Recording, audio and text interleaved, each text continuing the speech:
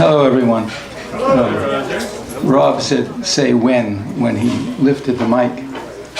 And it occurred to me that the first poem I'm going to read starts with the word when.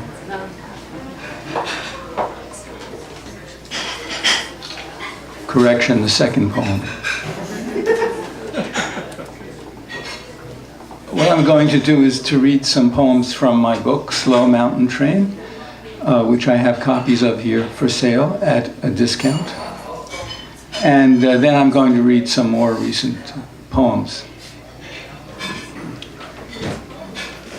Women going in doorways. Women going in doorways are willing to be women going in doorways as I see them turning right and left and looking at me a block and a half away, and they catch my eye with the pleasure of waiting, great as the pleasure of going in through doorways unlocked by the one who greets them, as I, with my paper bag full of bread and cakes, have greeted them after the shortest moment of waiting, as you go down the stairs toward the smell of her skin, and she looks right for a block and a half as she waits.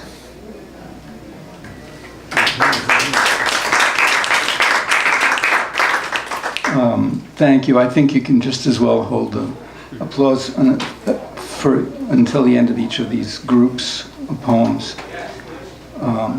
Otherwise it becomes a popularity contest. Talking to you. When I think how I write, whenever I write the way I think, then I wish I could talk to you how I write when I write like that. I mean open, and I know I do, but I also know I can't talk about the open things I'm about to write, because they close up then, I'm sorry. You have to wait for the leaf to form before it opens its veins to you to read, though the veins are closed around the life, but open for all that. Just think how happy you are in the spring when you see all the buds, and I'm talking to you now.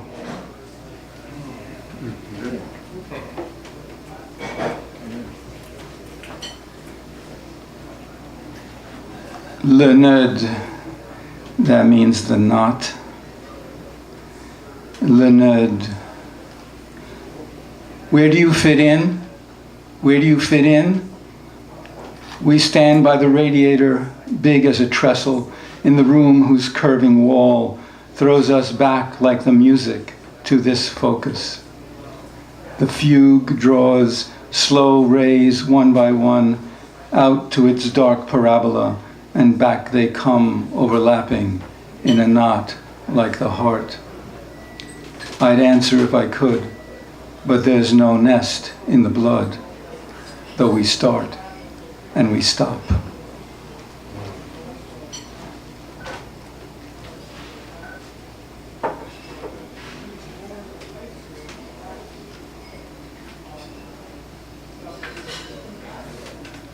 This is called Argentina. As you will see, it's more about the word than about the place. Argentina.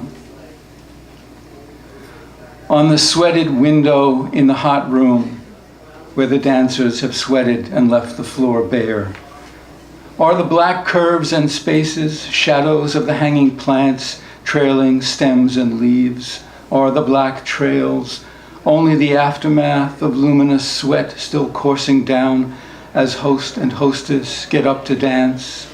Or have the children been at it with their fingers? And should I write too? And in what language? Read it in the dust tomorrow. The bead of shining water cuts through the watery flesh of its fellows. The lovers dance, the wounded line the walls.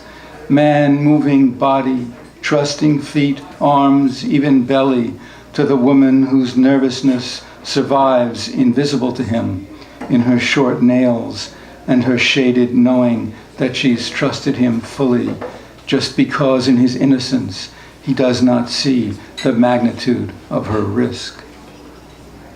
But who cuts flesh most easily? The one who sees how soft it is, or the one who never guesses its fragility? So foreign is the thought of doing harm. It's too much to watch. and I go into the next room and lie down on the pile of coats on the bed.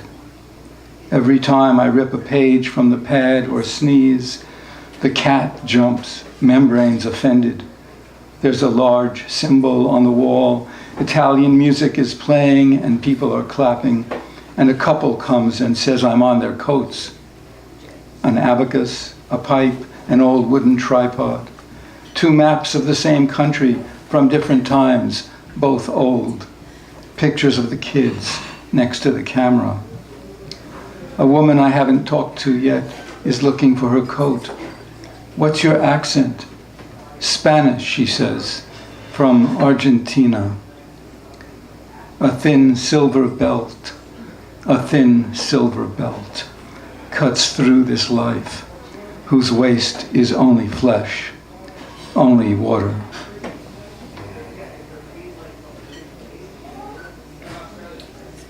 And the last poem I'll read from the book is called The Falls.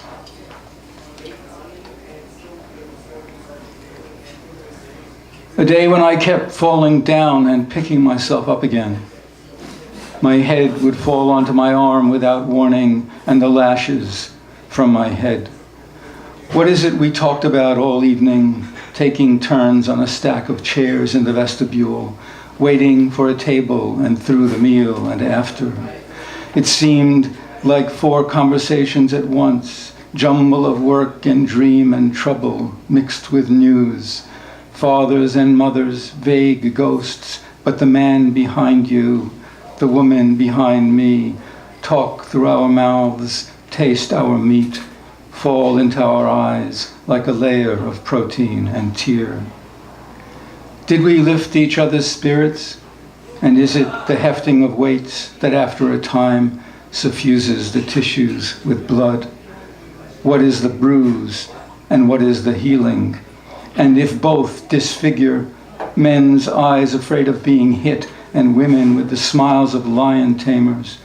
I swear on the subway whole people are made of scar, and others imagine us effigies ready to burn. What we talked about all evening was only one thing, on the bridge with the traffic, how we never suspect. Told you my dream of S, driving a horse-drawn carriage, in a white shroud, and pleased I hadn't guessed. From the bridge we watched trains cross the glen, close and steady as toys, through the ported concrete shell on the trestle.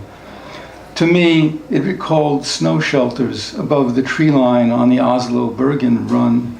You said they called them avalanche sheds in the Rockies. Continent behind you, continent behind me, inhale the rough air. Some things everyone loves, huge weights of snow, slide, fall, pass over, and you're safe, the track clear. Look through slats, and except in fog, the world flickers by like a movie. Lower your window and elbows spread. Smell the cold shade. Is this what we talked about? No, this is what falls, like the head and the arm and the gaze and the spirits, blood, whips, dream and snow, and the heavy wood-framed window of Europe's slow mountain trains. Right.